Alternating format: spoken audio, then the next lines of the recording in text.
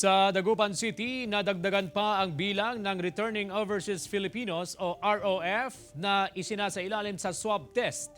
Samantala, nasa ilalim pa rin ng Modified General Community Quarantine o MGCQ ang lungsod ng Dagupan at ilan pang lugar sa Hilaga at Gitnang Luzon. Narito ang report. Nananatiling isang active COVID-19 case sa lungsod ng Dagupan. Mahigpit ang safety protocol sa pagpasok sa syudad, lalo na sa mga returning overseas Filipinos at LSI. Sa tala ng City Health Office, umabot na sa mahigit 200 ROF ang mga sumailalim sa swab test. Nadagdagan pa ito ng 30 ngayong araw. Kasi di ba ginagawa namin swab testing, nagre-repeat. So ngayon, lahat ng mga dumating over the weekend, medyo marami-rami.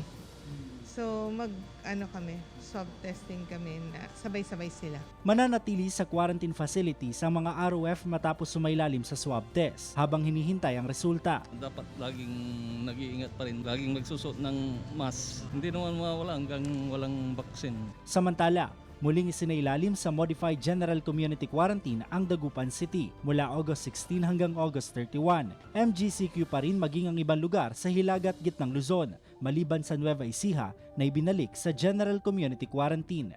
Kasama si Jing Dakanay, King Guevara. Balitang Amyanan.